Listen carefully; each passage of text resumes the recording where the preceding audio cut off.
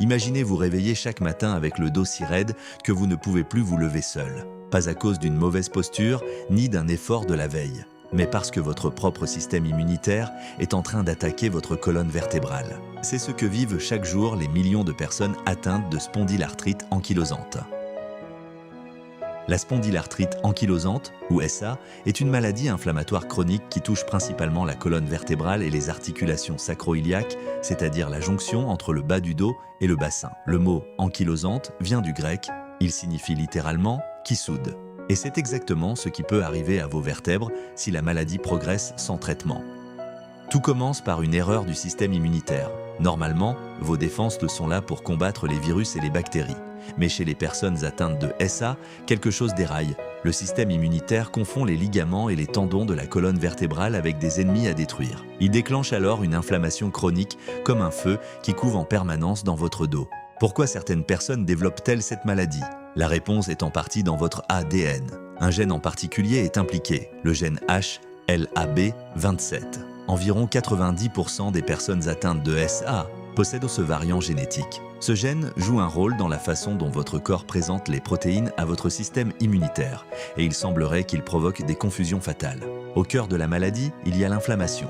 Des molécules appelées cytokines, notamment le TNF-alpha et l'interleukine 17, sont produites en excès. Elles envoient un signal d'alarme permanent aux cellules immunitaires qui affluent d'eau vers les articulations et les endommagent. Résultat, douleur, gonflement, chaleur locale. Et si rien n'est fait, destruction progressive du cartilage et des os. Voici ce qui rend la SA particulièrement redoutable sur le long terme.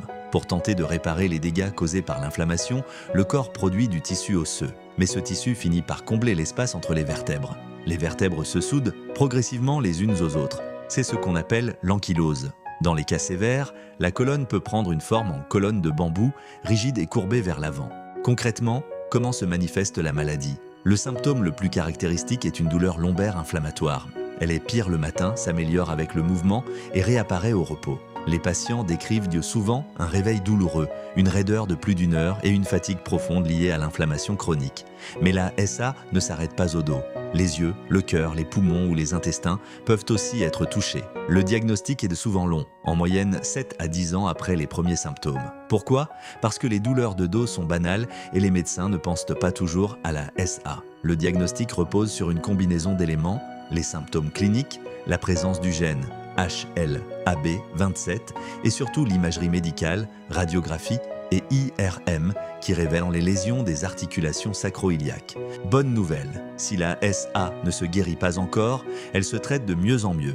Les anti-inflammatoires classiques, les AINS, soulagent la douleur. Mais la vraie révolution, ce sont les biothérapies, des médicaments qui ciblent spécifiquement les cytokines inflammatoires comme le TNF-alpha ou l'IL-17. Ces traitements peuvent stopper la progression de la maladie. La kinésithérapie et l'activité physique régulière sont aussi essentielles pour préserver la mobilité. La spondylarthrite ankylosante est une maladie invisible mais pas invincible. Des millions de personnes apprennent à vivre avec elle, à travailler, à faire du sport, à construire leur vie.